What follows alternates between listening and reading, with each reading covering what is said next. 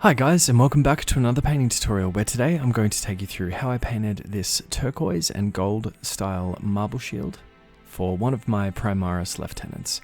So this was over a Chaos Black undercoat, and as you can see as well, I did already apply a couple of coats of ABADDON black.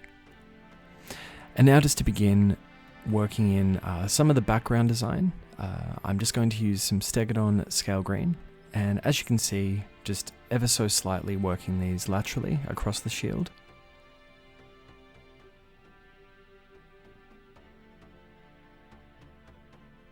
But as you can see as well, I'm also just leaving a little bit of space, and that's going to be for the brown into gold steps that will be coming up shortly.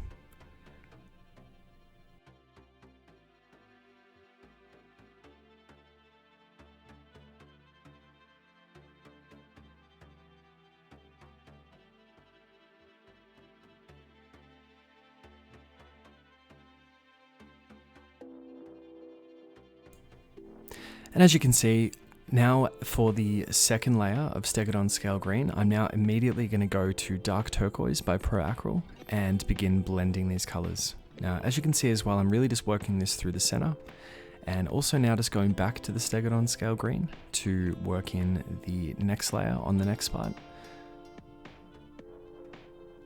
And once again, just back to the Dark Turquoise, just to begin blending that in again. Now you can really, with this step, do as little or as much blending as you'd like. I decided just to do a little bit. However, you can spend quite a considerable amount of time blending these colors if you really want to take it as far as you can. But for the purposes of this tutorial, I thought I'd keep it a little bit more simple. Another thing to note as well, generally these days I try to cut out what really isn't necessary and just try and leave in what is sort of the most necessary for my tutorials. However, for this one, I really did want to include as much as I possibly could without it dragging on sort of too long. As when I posted this, I did have a lot of interest in this being a tutorial, therefore it's certainly why I decided to prioritize this one before my next tutorials. So with the first stages of the blending done for the teal into turquoise, I'm now going to move on to the sort of brown into gold. So I'm now using some RHINOX hide. But as you can see as well, I've left a minimal amount of the ABADDON black visible as well, as I wanted to create just a little bit of separation between the teal, turquoise and brown and gold color tones.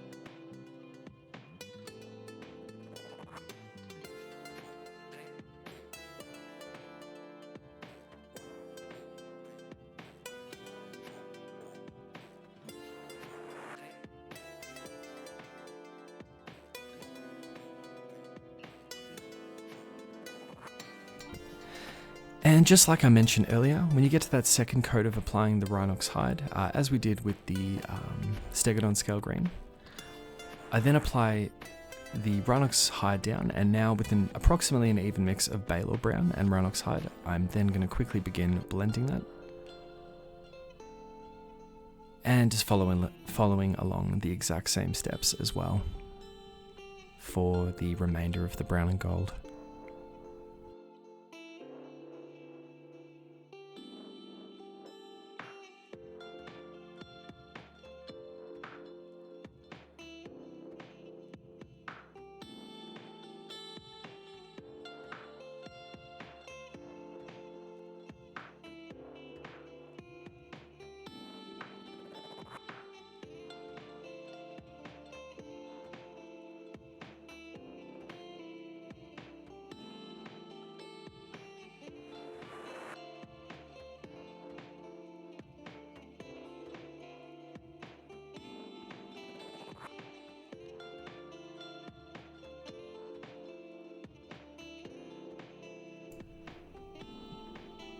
And now just to gradually work up those colours a little bit more, I'm just going to take some of that BALOR brown and also some of the previous mix of RHINOX hide and BALOR brown, and very gradually just begin highlighting and blending a little bit more.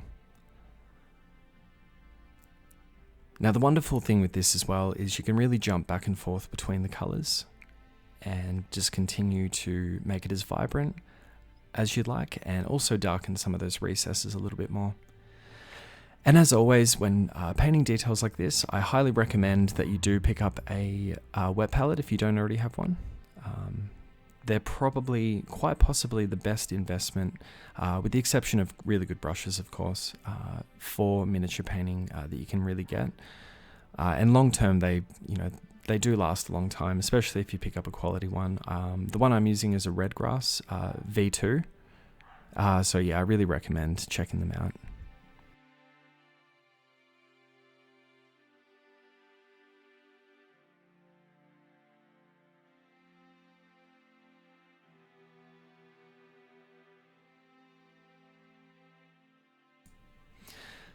So I'm really happy with how the shield is looking at this point. However, now it's time to start adding in the cracks. Now, given the small space of storm shields, it can of course come across as the appearance of lightning.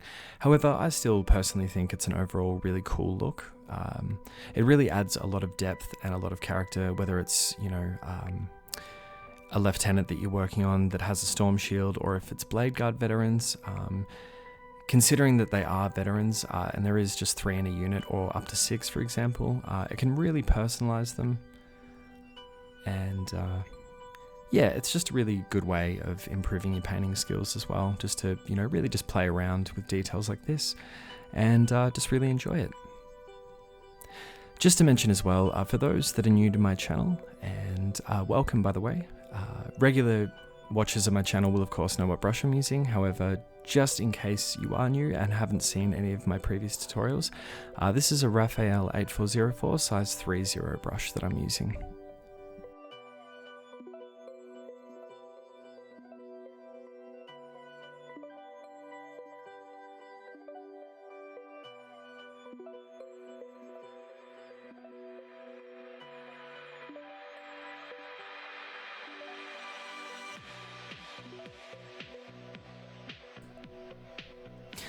So after having painted in the dark turquoise cracks across the shield, I'm now going to use Turquoise by ACRYL just to begin highlighting some points of the cracks. Essentially identical almost to how you would paint lightning effects. However, one thing I will mention is probably a little bit more subtle, as you can see, since it is meant to give the impression overall of, a marble effect. So try not to do the dot points as sort of thick, or as making them sort of stand out as much as you usually would if you were painting lightning effects.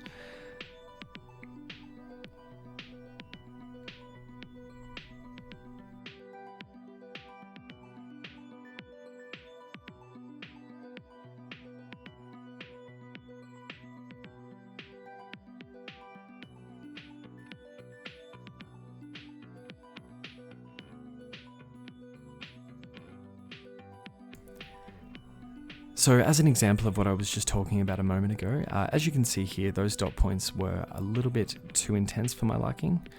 So you can of course just go back to those previous darker colors and tidy that up a little bit. And now moving on to the golden cracks on the shield, I'm now going to use BALOR brown. And one thing I should mention as well is try not to just overlap the gold over the sort of brown gold areas and then the turquoise cracks over just the turquoise background, for example. So as you can see here, I am painting the BALOR brown right over the turquoise. Again, it is really subtle, but it's just to give that appearance once again of marble effect, the really randomized sort of cracks across it. And all the, different colors that you see throughout marble as well.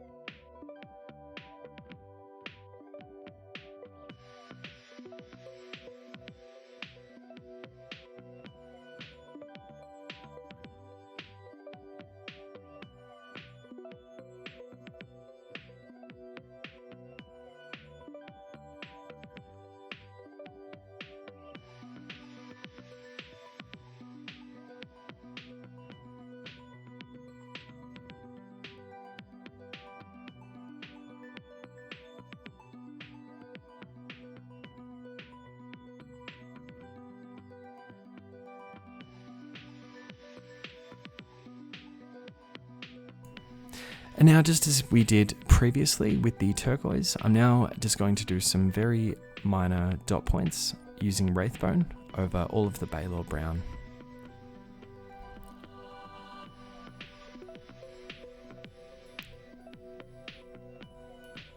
So once again, just trying to keep these as small as possible.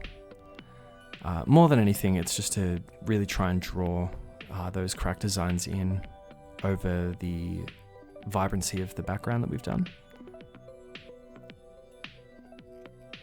And again there, as you can see at the lower left, that dot point was just a tad too thick for my liking. So again, just go back to the previous darker colors and just tidy that up. Now, someone did mention to me on the Evious Metal page that I should have done a little bit of a black outline, and I did test this on the back of the shield after I had already applied the paintwork, of course, and I was actually really happy with how it looked. So if you are watching, to who that was, thank you so much for that little tip. And another thing to mention as well, you could very well apply little black lines, cracks I should say, like we did with the marble effect, and then paint the gold over it. But again, for the purposes of this tutorial, I've just decided, as you can see here, just to use a bit of that ABADDON black just to outline some of those details.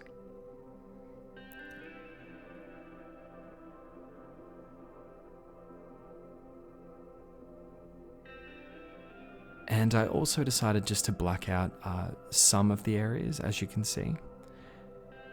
However, I decided to do this quite sparingly, as I was really happy with how all of those colors look together. But I thought it would be cool just to darken, just to tone down some of the areas across the shield.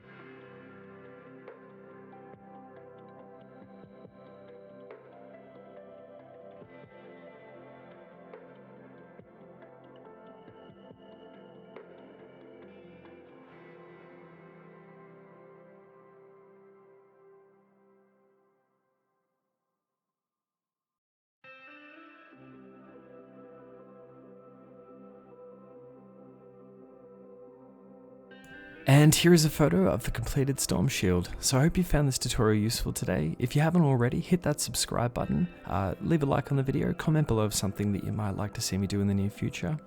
And as always guys, if you'd like to support the channel, if you're in Australia, the USA or the UK, it doesn't cost you anything extra, but if you're intending on buying any of your hobby needs, just use those links below as it does support the channel. So thank you very much. I will see you again in the next one.